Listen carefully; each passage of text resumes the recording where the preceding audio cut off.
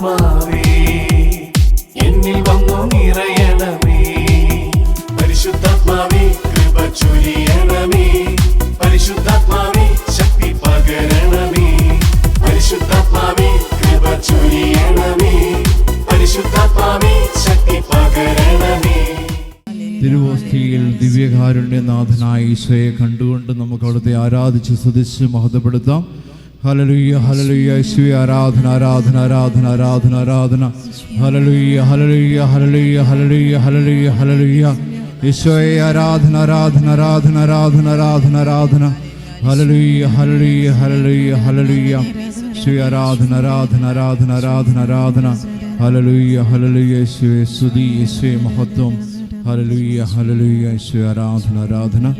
ഒരു കുടുംബമായി ഈ 3 മണി സമയത്ത് ഈ പരിശുദ്ധമായ ആൾത്താരയ്ക്ക് ചുറ്റും അവിടുത്തെ ആരാധിച്ച് സ്തുതിച്ച് മഹത്വപ്പെടുത്തുവാൻ കർത്താവ് നൽകുന്ന ഈ അവസരത്തെ ഓർത്ത്, ഈ കൃപയെ ഓർത്ത് നമുക്ക് നന്ദി പറയാം. ഹല്ലേലൂയ യേശുവേ ആരാധന യേശുവേ ആരാധന. Hallelujah hallelujah. ജോബിൻ്റെ പുസ്തകം 42-ാം അധ്യായം 5-ാം തിരുവചനം. വചനം ഇപ്രകാരമാണ് പറയുന്നത്: കർത്താവേ, ഞാൻ അങ്ങയെക്കുറിച്ച് കേട്ടിട്ടേ ഉണ്ടായിരുന്നുള്ളൂ, എന്നാൽ ഞാൻ ഇപ്പോൾ എൻ്റെ കണ്ണുകൊണ്ട് അങ്ങയെ കാണും. ഈ വചനത്തിൻ്റെ പൂർത്തീകരണം നമുക്ക് ഈ നിമിഷം നമ്മുടെ ജീവിതത്തിൽ കാണാം. ദൈവത്തെ പരിശുദ്ധമായ അൾത്താരയിൽ ഈ ദിവ്യകാരുണ്യത്തിൽ നമ്മൾ കണ്ടുകൊണ്ട് അവിടുത്തെ ആരാധിക്കുന്ന സമയമാണ്. ജോബ് പറഞ്ഞതുപോലെ നമുക്ക് കേട്ടിട്ടുള്ള ഒരറിവായിരിക്കില്ല കർത്താവ്, നമ്മുടെ കണ്ണുകൊണ്ട് കണ്ട വിശ്വാസം. അതാണ് 1 യോഹന്നാൻ 1:1 പറയുന്നത്: കണ്ടതും കേട്ടതും തൊട്ടറിഞ്ഞതുമായ ദൈവത്തെ പറ്റി ഞാൻ എഴുതുന്നുവെന്ന് യോഹന്നാൻ പറയുന്നത്. ജീവിക്കുന്ന ദൈവം പരിപൂർണനായിട്ട് ഈ അൾത്താരയിൽ ഈ ദിവ്യകാരുണ്യത്തിൽ വിശ്വസിച്ച് നമുക്ക് പ്രാർത്ഥിക്കാം. ഇന്ന് ഈ കരുണയുടെ മണിക്കൂറിൽ നമ്മൾ ചിന്തിക്കുന്നത് നമ്മുടെ വിശ്വാസത്തിൻ്റെ മേഖലയെക്കുറിച്ചാണ്. വിശുദ്ധ ഫ്രാൻസിസ് സേവ്യറിൻ്റെ തിരുനാൾ ആഘോഷിക്കുകയാണ്. വിശ്വാസത്തിന് വേണ്ടി ജീവിച്ച് മരിച്ച ഒരു വിശുദ്ധൻ. മർക്കോസിൻ്റെ സുവിശേഷം 16-ാം അധ്യായം 15-ാം തിരുവചനം: നിങ്ങൾ ലോകമെങ്ങും പോയി എല്ലാ സൃഷ്ടികളോടും സുവിശേഷം പ്രസംഗിക്കുവിൻ. ഈ വചനം അക്ഷരാർത്ഥത്തിൽ ജീവിതത്തിൽ ഏറ്റെടുത്ത ഒരു വിശുദ്ധൻ. ലോകമെങ്ങും പോയി എല്ലാ സൃഷ്ടികളോടും സുവിശേഷം പ്രസംഗിക്കുവിൻ. നമുക്ക് നമ്മുടെ വേണ്ടപ്പെട്ടവർക്ക് വേണ്ടി നമുക്ക് ഈ കരുണയുടെ തിരുമണിക്കൂറിൽ പ്രാർത്ഥിക്കാം. വിശ്വാസത്തിൻ്റെ മേഖലയിൽ ഏതെങ്കിലും അസ്വസ്ഥത നമ്മൾ നേരിടുന്നുണ്ടെങ്കിൽ, ആർക്കെങ്കിലും ആ മേഖലയിൽ തടസ്സമുണ്ടെങ്കിൽ, വളരെ പ്രത്യേകമായി ഇന്ന് ഈ കരുണയുടെ തിരുമണിക്കൂറിൽ നമുക്കായിട്ടും മറ്റുള്ളവർക്ക് വേണ്ടിയും വളരെ പ്രത്യേകമായിട്ട് നമുക്ക് പ്രാർത്ഥിക്കാം. കർത്താവേ, ഞങ്ങളുടെ വിശ്വാസത്തിൻ്റെ കണ്ണുകൾ തുറക്കണമേ എന്ന് ഈ ആരാധനയിലുടനീളം നമുക്ക് പ്രാർത്ഥനയിലായിരിക്കാം. കാരണം ഈ ഒരു കാലഘട്ടത്തിൽ വിശ്വാസികളായ തലമുറ ഉയർത്തെഴുന്നേൽക്കേണ്ട ഒരു കാലഘട്ടമാണ്. ക്രിസ്തുവിലുള്ള വിശ്വാസം ഏറ്റുപറയുന്ന ഒരു തലമുറ, ഈശോ ഏകരക്ഷകനാണെന്ന് ഏറ്റുപറയുന്ന ഒരു തലമുറ ഉണർന്നെഴുന്നേൽക്കേണ്ട ഒരു കാലഘട്ടത്തിലൂടെയാണ് നമ്മൾ ജീവിക്കുന്നത്. ആ ഒരു കൃപയ്ക്കായി ഈ കരുണയുടെ മണിക്കൂറിൽ വളരെ പ്രത്യേകമായിട്ട് നമുക്ക് പ്രാർത്ഥിക്കാം. വിശുദ്ധ ഫ്രാൻസിസ് സേവ്യറിൻ്റെ തിരുനാൾ നമ്മൾ ആഘോഷിക്കുമ്പോൾ തിരുവചനം നമ്മളോട് സംസാരിക്കുന്നു.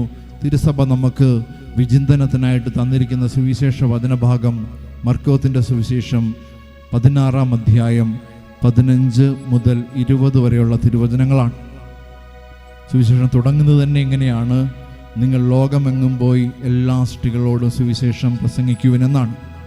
തുടർന്ന് വചനം പറയുകയാണ്: വിശ്വസിച്ച് സ്നാനം സ്വീകരിക്കുന്നവൻ രക്ഷിക്കപ്പെടും, വിശ്വസിക്കാത്തവൻ ശിക്ഷിക്കപ്പെടും എന്നാണ് വചനം പറയുന്നത്. വിശ്വാസത്തിൻ്റെ ഏതെങ്കിലും മേഖലയിൽ നമുക്കൊരു ബലക്ഷയമുണ്ടെങ്കിൽ നമ്മൾ പ്രാർത്ഥിക്കണം. കാരണം ഇത് ഈശോ നേരിട്ട് പറഞ്ഞൊരു വചനമാണ്. വിശ്വസിക്കുന്നവൻ രക്ഷിക്കപ്പെടും, വിശ്വസിക്കാത്തവൻ ശിക്ഷിക്കപ്പെടും. മറ്റ് സുവിശേഷങ്ങളിൽ നമുക്ക് ഈ വചനത്തിൻ്റെ അതേപോലെയുള്ള വചനഭാഗം നമുക്ക് കാണാൻ സാധിക്കും. യോഹന്നാൻ്റെ സുവിശേഷം 3-ാം അധ്യായത്തിൽ വചനം വ്യക്തമായി പറയുന്നുണ്ട്: അവനിൽ വിശ്വസിക്കുന്ന ഒരുവനും ശിക്ഷിക്കപ്പെടുകയില്ല. പക്ഷേ അവൻ അയച്ച പിതാവയച്ച ഏകജാതൻ്റെ നാമത്തിൽ വിശ്വസിക്കാഴിക മൂലം അവർ ഓൾറെഡി ശിക്ഷയ്ക്ക് വിധിക്കപ്പെട്ടിരിക്കുന്നു. നമ്മൾ കരുണയെപ്പറ്റി ഏറ്റവും കൂടുതൽ ചിന്തിക്കുകയും ധ്യാനിക്കുകയും ചെയ്യുന്നൊരു മണിക്കൂറാണ്. അവിടെ വചനം നമ്മളെ ഓർമ്മപ്പെടുത്തുകയാണ്, അവിടുന്ന് അയച്ച ഏകജാതൻ്റെ നാമത്തിൽ നമുക്ക് വിശ്വസിക്കാൻ സാധിക്കുന്നില്ലെങ്കിൽ ഒരുപക്ഷെ നമ്മൾ ശിക്ഷിക്കപ്പെടാൻ അതൊരു കാരണമാവാം. അപ്പം ആ മേഖലയിൽ എന്തെങ്കിലും അസ്വസ്ഥതയുണ്ടെങ്കിൽ ഈ മണിക്കൂറിൽ ഈശോയുടെ ഏറ്റുപറഞ്ഞ് മാപ്പ് പറഞ്ഞ് പ്രാർത്ഥിക്കണം. കർത്താവേ, നിന്നിൽ വിശ്വസിക്കാതിരുന്ന അവസരത്തെ ഓർത്ത് മാപ്പ് ചോദിക്കുന്നു.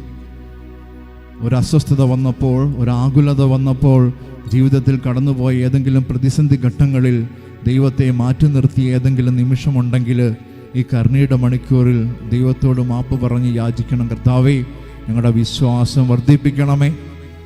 അപ്പോസ്തലന്മാർ ലൂക്കയുടെ സുവിശേഷം 17-ാം അധ്യായം 5-ാം തിരുവചനം വചനം വ്യക്തമായി പറയുന്നുണ്ട്. അവിടെ ശിഷ്യന്മാർ പ്രാർത്ഥിക്കുകയാണ്, കർത്താവേ, ഞങ്ങളുടെ വിശ്വാസം വർദ്ധിപ്പിക്കണമേ. ഈശോയുടെ കൂടെ നടന്ന ശിഷ്യരാണെന്ന് നമ്മൾ ഓർക്കണം.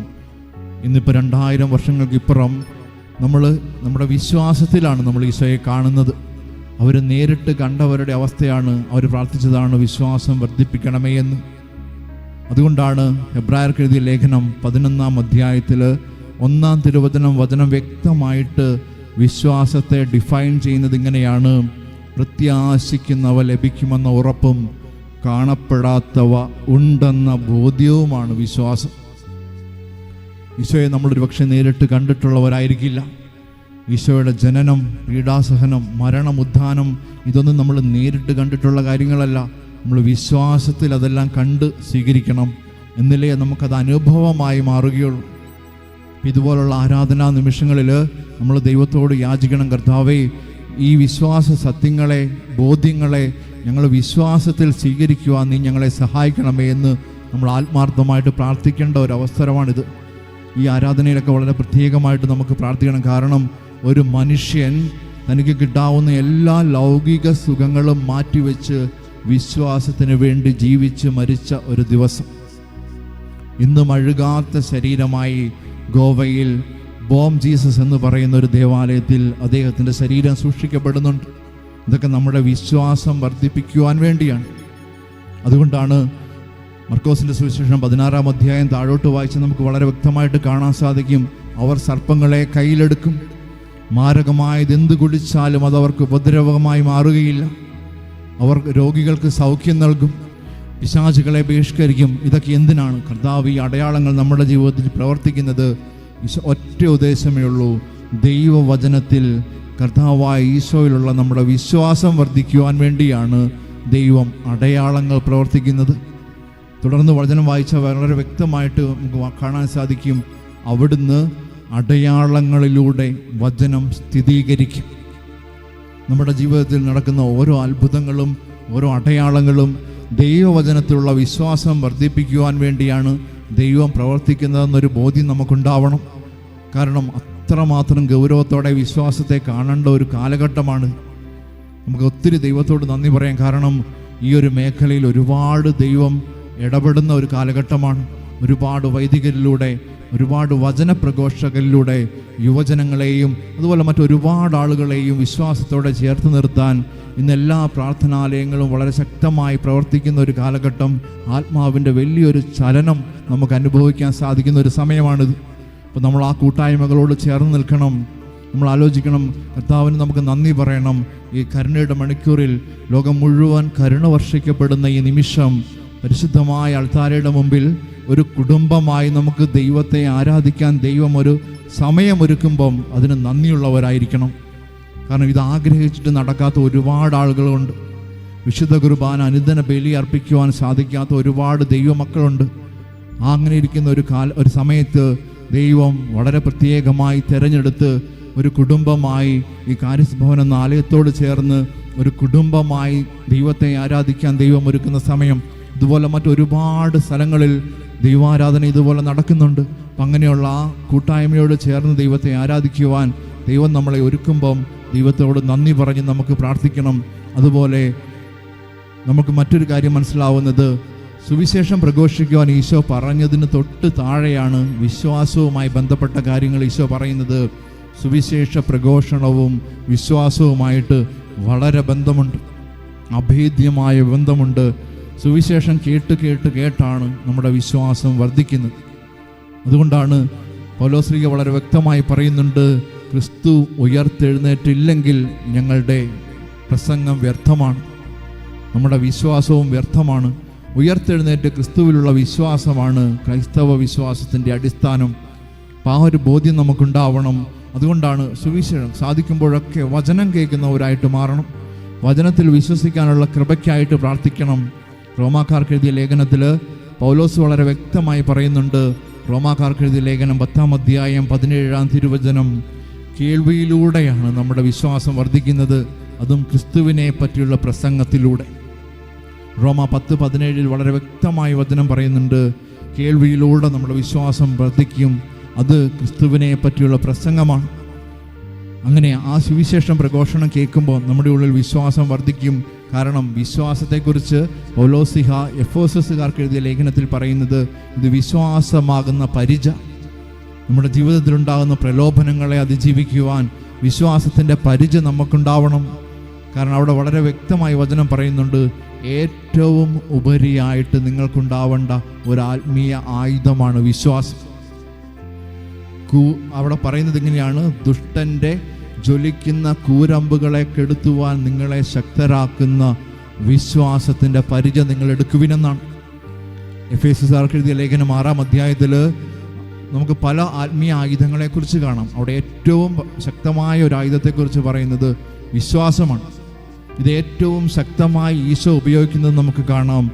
മത്തായിയുടെ സുവിശേഷത്തിലുണ്ടാവുന്ന മരുഭൂമിയിലെ പരീക്ഷയുടെ സമയത്ത് 3 ഘട്ടത്തിൽ ഈശോ പരീക്ഷിക്കപ്പെടുമ്പോഴും ദൈവവചനത്തിലുള്ള വിശ്വാസം ഈശോ അവിടെ പ്രഘോഷിക്കുന്നുണ്ട്. പഴയ നിയമത്തിൽ നിയമാവർത്തനത്തിൽ പറയുന്ന 3 വചനം കോട്ട് ചെയ്തുകൊണ്ടാണ് ഈശോ പിശാചിനെ ജയിക്കുന്നത് നമുക്ക് കാണാൻ കഴിയും.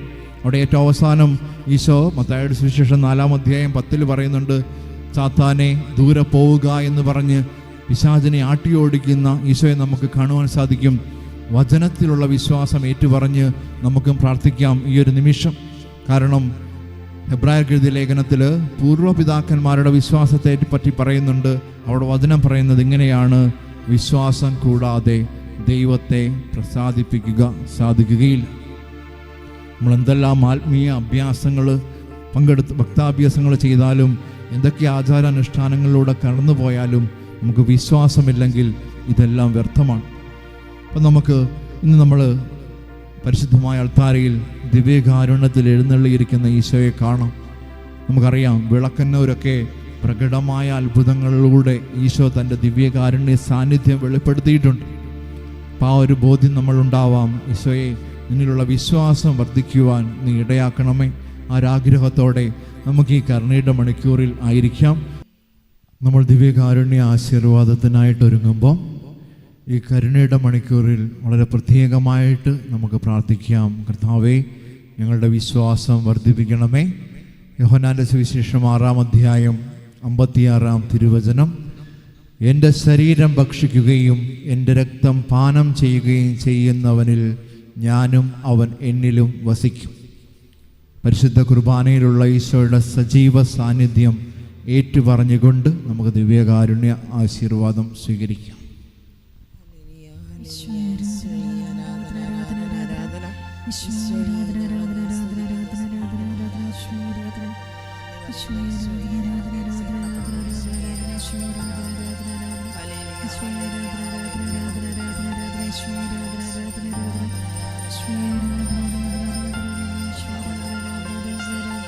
പരിശുദ്ധ പരമമാം ദിവ്യകാരുണ്യമേ,